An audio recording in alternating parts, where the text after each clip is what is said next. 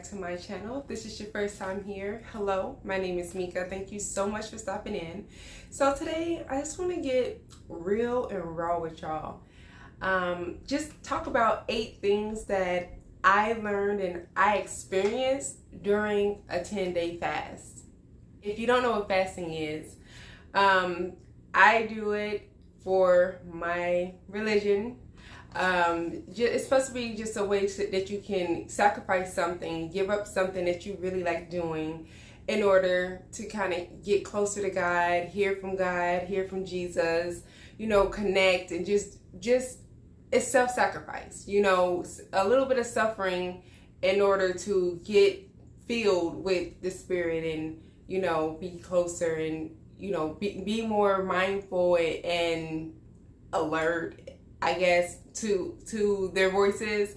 And during that time, you're supposed to focus on God, focus on Jesus, focus on prayer, focus on reading your Bible, things like that. Whatever, it's so many different versions of fasting, whatever it means to you. So mine was a lot of food because I love to eat, y'all. May not look like it, but I do. So I did a 10-day fast away from food. No bread, no sugars, no artificial sugars, no dairy, no alcohol, and no meat. So first day I did it, it was like over and done. I was fine, it was the first day. By that second day, I'm gonna be honest, it got really, really hard for me. I don't know why. Like, it got extremely hard. Like, I felt the sacrifice. So what made it worse was at work, this normally doesn't happen, but like almost every day we were catered something, whether it was food or sweets, we were catered in something. And I know it's just a trick of the enemy because I wasn't strong enough in my walk as I thought it was. So it was very, very hard. So it felt like torture more than just a sacrifice for God and, just moving forward with that in mind and being happy about it. So, like I said, during that time, I was tested a lot. Second day is when it got harder. And then as the week went on, it got really hard because then it was like I was eating the same thing, just a plate full of vegetables, a plate full of fruits and drinking water. It got really boring.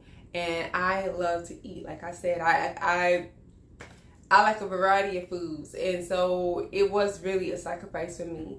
So I know I did the right thing by choosing that, but I just feel like, it taught me some things. So let's talk about it real fast. I have some notes, so you're going to see me looking down, just reading my notes. So number 1, I realized that I am ungrateful.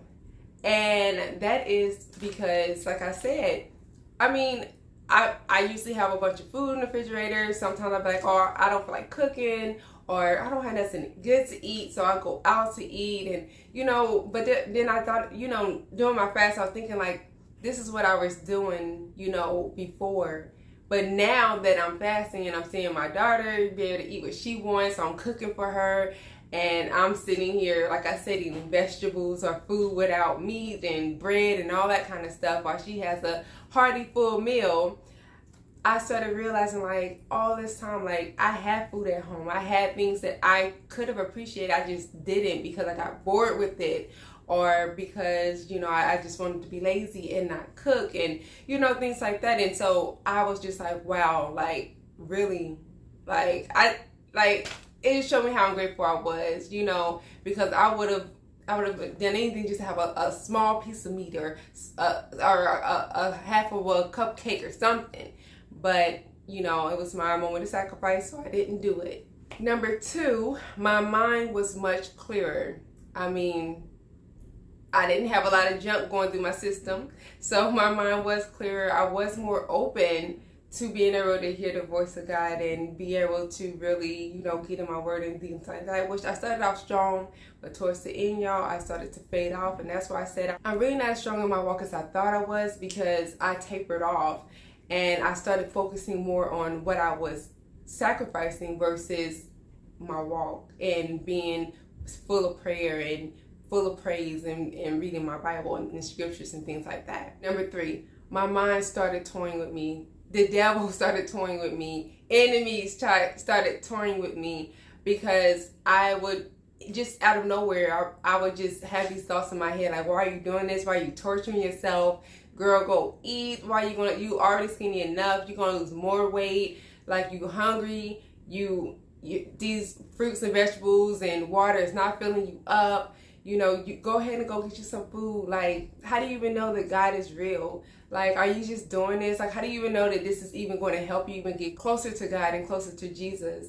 Anyway, even if you do believe that they're real, like, you're not eating, sacrificing, and being hungry and starving. Like, you can't even concentrate on nothing but food. Your stomach's growling. You're hungry. What are you doing?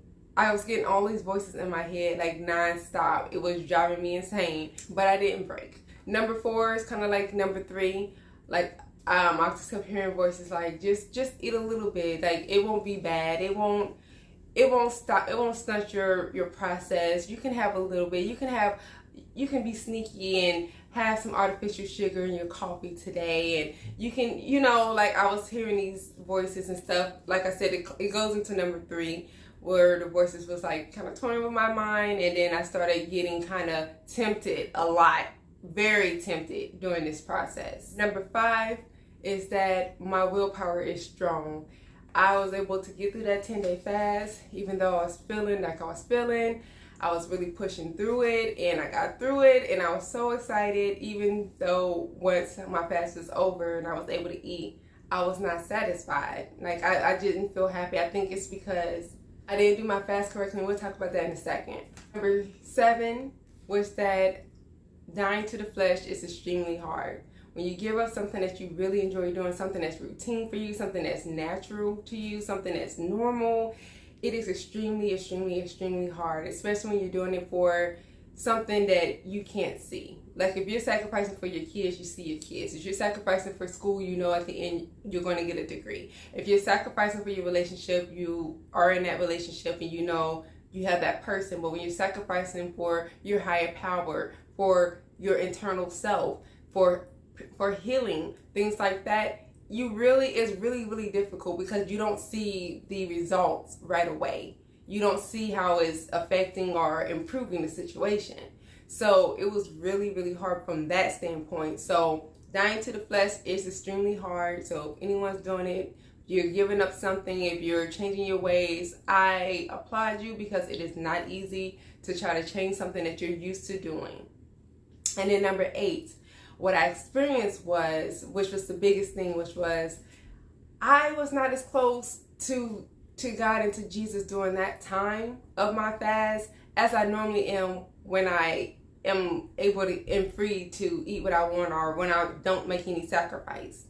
And that's what kind of, it like at the end of my fast, I started thinking like I was still praying, but it wasn't as powerful as when I actually did have. And it wasn't like I prayed to say thank you for all my things and things like that, but it was more like a excitement and just, if that makes sense. But I think I was getting so tired and so drained, and a lot of times, like, I really would be so tired, and I know this is just the enemy, but at the end of the day I would be so tired, and it's like all I could just say is, God, thank you, and give like a generic praise or a generic thanks, even though I meant it from my heart. But it's like I just wasn't really delving into what I could have taken advantage of during my fast. And so I wasn't able to connect the way that I wanted to and that I was hoping to, and I wasn't able to hear the way that I was hoping to, because I guess, like I said, I was tired and I was focusing on what I didn't have at the time. I was more clear to the things that honestly in my life in general I didn't have. It's like a lot of things just started coming clearer to me, and I don't know if I did my fast wrong or if that was supposed to happen, because even though during those times I was having, those thoughts of, oh, I'm lacking this, I'm lacking that, and I would love to have this, but this is where my life is going. And I started seeing my life more clearer, versus, I guess maybe sometimes I hide behind my food. I don't know, but things were just coming up like, oh, this is why this is happening, or this is why you experienced this, and this is why this is going on. and it was just like all coming to me. And so it was kind of like a self-discipline, or I can't really explain the feeling. It was just like I felt like I was not being punished, but like I can't explain it. Like I felt like I was just in a moment of just reality, if that makes sense. But I mean, from what I understood, fasting and prayer and all that stuff is supposed to be a lot different, but I guess it's different for everybody. So maybe I did do it right. I mean, I plan to do a fast again, but this time it was just like all clarity to me, and then showing me all my selfish ways, and showing me all the things that I focus on more than God, and showing me that, you know, testing me and tempting me to go against my morals and my beliefs. And you know, it was just a lot of that going on during my fast. So that was 8 things that I experienced and that I even learned about myself during my fast. Let me know what you've learned, or if you've been doing any fasts, or if you plan on fasting, what do you plan on fasting from? And also, please be courteous and polite in the comment box, because we are all here to help each other grow and help each other know that we're not alone, and we're here to help each other get through this thing called life. So we want to be positive and uplifting as much as we can. So leave your positive comments and affirmations and all that good stuff for somebody who's maybe in need, that can read it and be encouraged by the words that you have to say. And we will keep the conversation going and talk next time.